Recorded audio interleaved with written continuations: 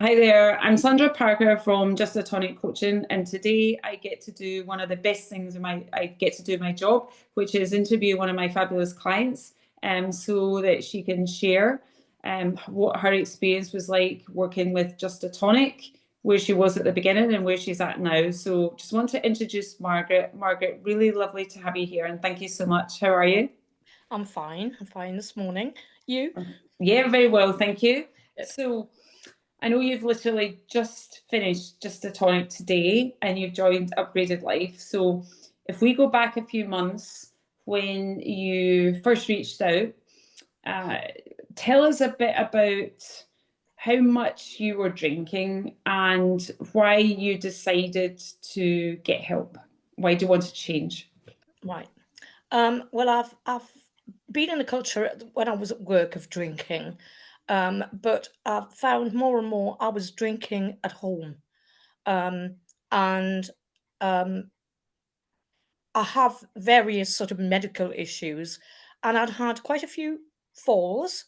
I'd woke up feeling guilty and thinking, "Ooh, what did I do last night? Did I say anything to anybody? Did I order something on the internet that was ridiculous, like a yellow diamond? Yes, done that, been there, got the t-shirt. Um, and I've tried to do things on my own and failed miserably, basically. So I knew I needed something to help me along the way, and still didn't have that much faith I would do it. But I was surprised. I've really surprised myself. But the help that I've been given by Sandra and Siobhan and Lisa and Annette and all the group that I was involved with on WhatsApp and the calls has just been amazing. And I'm not a joiner, but I've enjoyed being part of that community. Fantastic. So when you joined, you felt like you tried on your own, right? I think a lot of people relate to that, and it didn't work. Yeah. How much were you drinking, Margaret, and what sort of problems was that causing? Right. Well, when I was at home, I would always drink at least a bottle a night. And that was wine, is that right? Wine, yeah, Yeah, wine is my witch, the wine witch. right. I would drink at least a bottle, um, sometimes more. Um, Sometimes turn to the gin trolley, which is in the living room. And really, I think as I got drunker, I just craved more and more. So I wasn't in a great place Right. And so that was happening every night? every night. Yeah. Right. And for some people, something happens and they think, right, that's it. I need to sort this out. For other people, they're just sick of it. Yeah. What would you say it was for you? I would say I was sick of it. I've had a few falls. I had a very dramatic fall last year in September when I was on holiday, and that rang alarm bells for me. Um, I live on my own, and I really thought, I need to pull myself together now. I need to do it. Um, and I'd written down some notes in June or July before I came to you about what my plan was, and failed miserably. But I want sort of I want to live a full life again. I don't want to make excuses to sit in the house and drink. Right. Fantastic. And how old are you, Margaret? I'm 73. Looking well for it. So, do you think that when you look back, for a lot of people, retirement is obviously there's a lot of positives about having more time to do what you want. Like when you think about your drinking specifically, did it go up when you retired? Um, I retired quite early, even though I've got other part-time jobs, but I retired in 2008. So I was only 56 when I officially retired from work. Um, did it go up? It probably started before I retired because the last job that I had was particularly stressful. I'll put it this way, when I left, they replaced me with 4 people. Wow. Yeah. Right. So So you found your it was getting worse then. I was drinking, I was getting in from work late. I was drinking and still working. Um, and it just had to stop. But I think that drinking routine still came along with me. Yeah, I was going to ask you, did you expect then once you stopped that job that your drinking would go down? Well, I thought I would just be a social drinker. I really didn't think I would have that intense pressure, to be writing training documents with a bottle of red wine at my side at 1 o'clock in the morning. Um, but everything else disappeared except the bottle of red wine. Um, and my dad, bless him, who lived with me for the last 20 years of his life, he used to bring a bottle of wine in for me when he'd been out for a couple of pints with his mates. He thought he was doing the right thing. Little did he know he was feeding that habit. Yeah, understand. So you mentioned your health Mhm. and you're concerned about your health conditions. Yep. Were you worried that alcohol was making those conditions worse? Possibly, I was more worried about the physical, me falling over, being bruised, having huge scars, and you know, how did I know the next fall wouldn't be the last one, basically? Um, I was deluding myself that I was in control of it. I knew I wasn't in certain moments, and I'd forget about that. But this has concentrated my mind on a life without alcohol as a prop. Right, understand. And when you fell over, was that was that because you drank too much? Were you Yes. unsteady? Yeah, right, Yeah. I mean, I'm not very steady on my feet because of a neurological condition, which I hold in check when I'm sober. When I'm drunk and I don't realize it's happening until it's happened, I tend to lose control, particularly of my feet, and I fall over. And right, a number of times I bang my head. I don't know. Um, right. so Tough, understand. So you decided to take action, and we had a call. yeah. When you decided to sign up, did you think this was going to work? Well, I hoped it was. It was a big investment in me, um, and I really wanted to come out the other end, um, being able to do more things, being more active and flexible, and spending time with my friends and my family that I would remember, and not being constantly tired.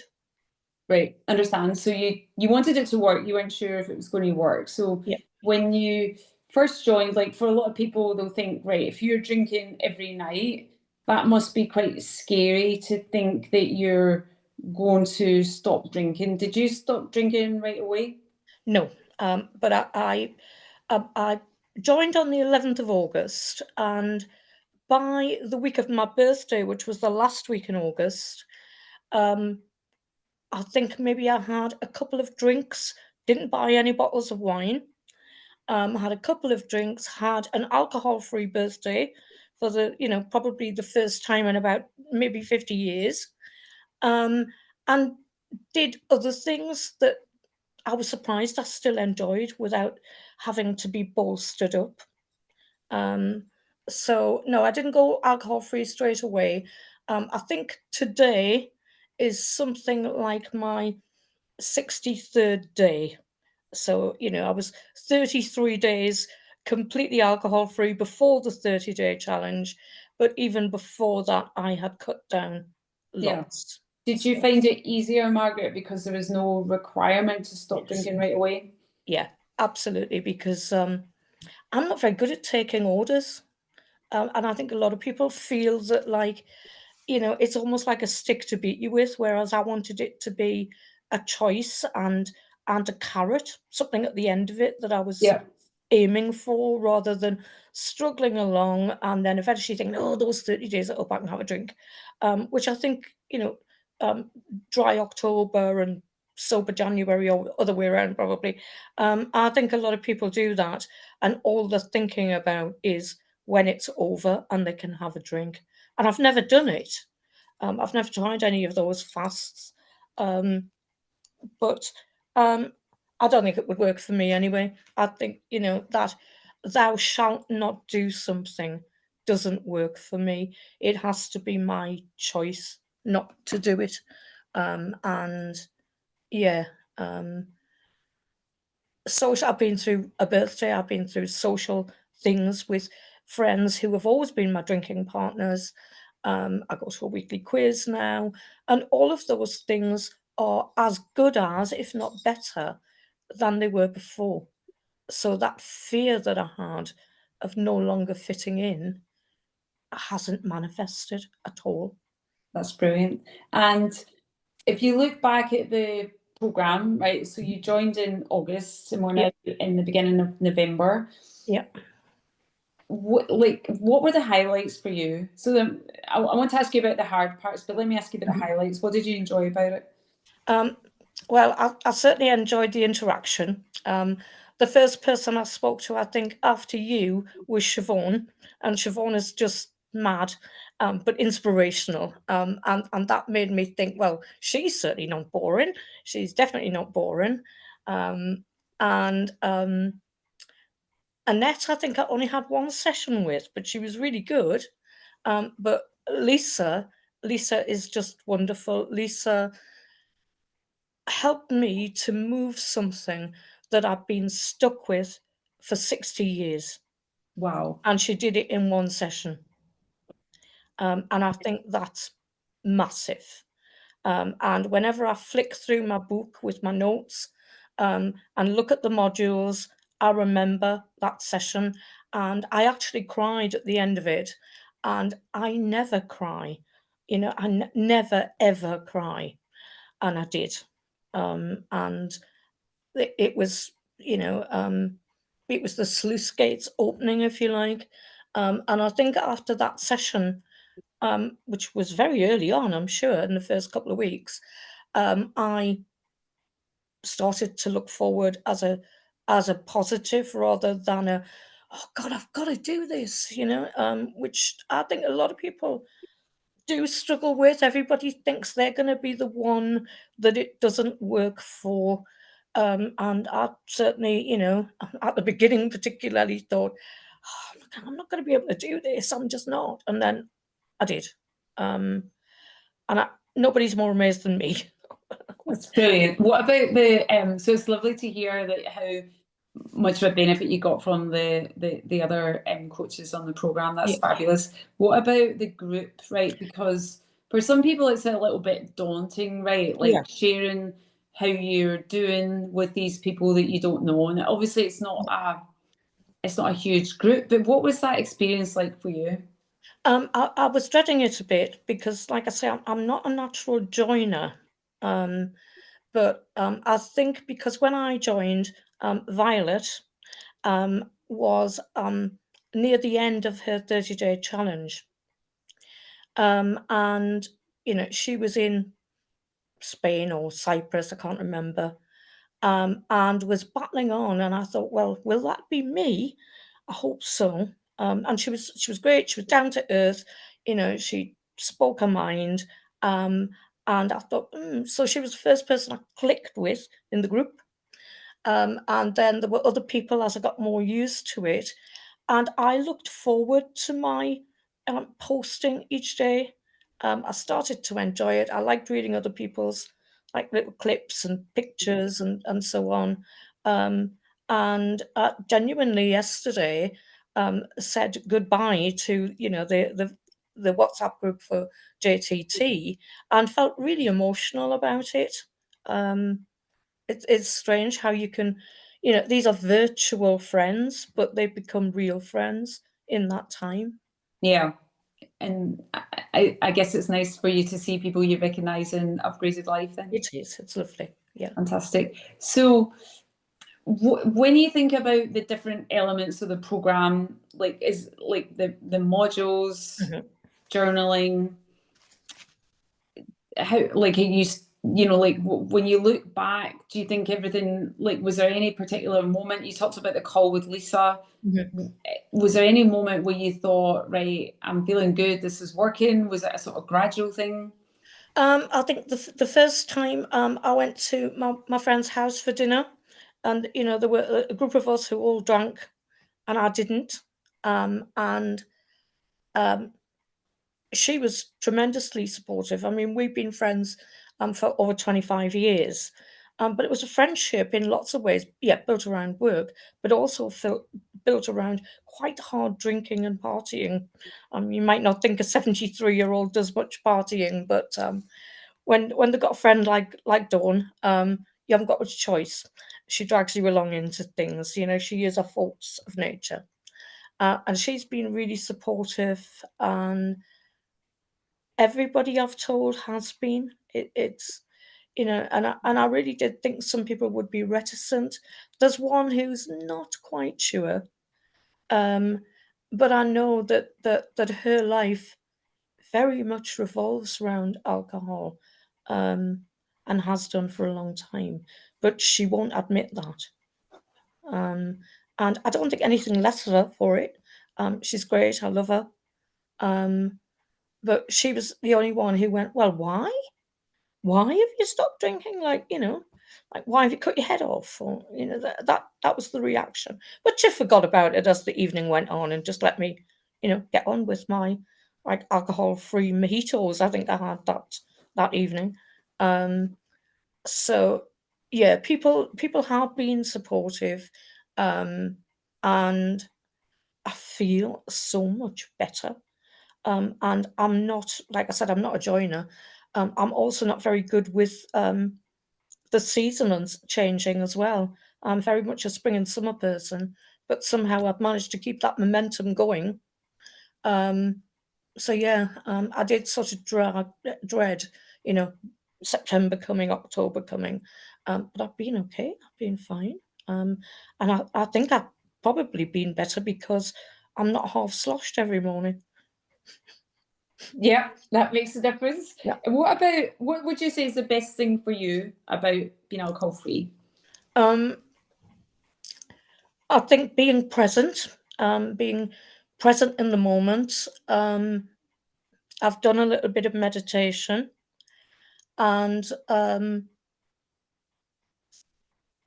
just feel like I'm Margaret again. I'm not Margaret running around the corner shop because she forgot to get a bottle of wine at Asda, or she talked herself out of it at Asda, but the corner shop's always got some.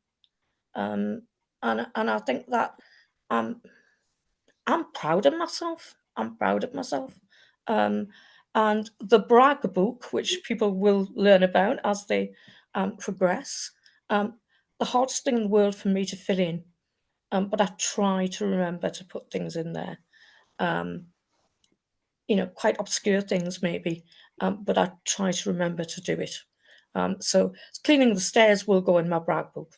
You know, so because I broke my wrist last October, and it's still not very usable, to be honest, and it's my right hand.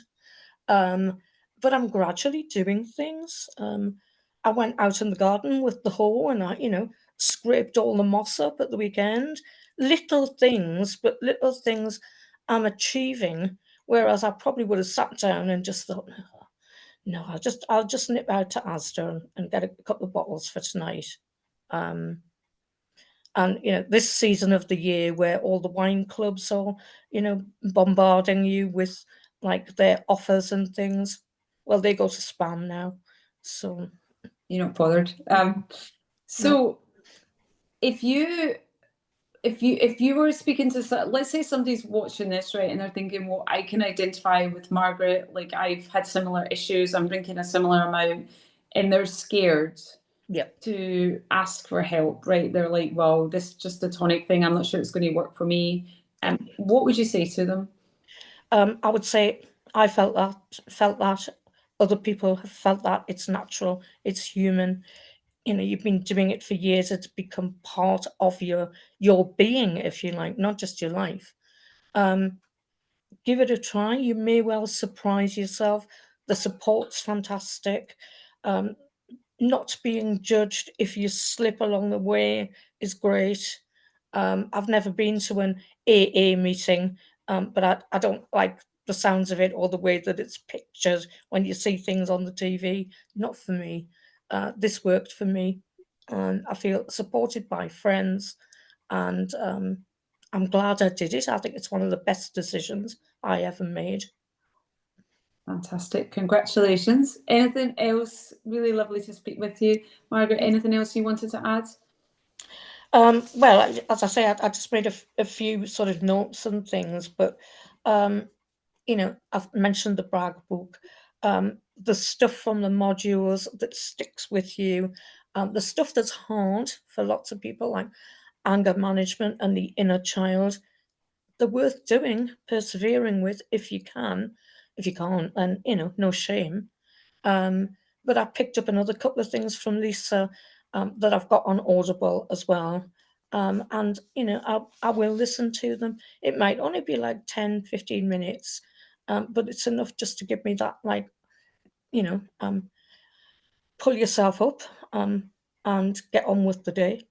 Yeah, fantastic. Well, I'm delighted to be supporting you in Upgraded Life. So you've been alcohol free now for more than 60 days, right? So the next milestone is 100. It's 100.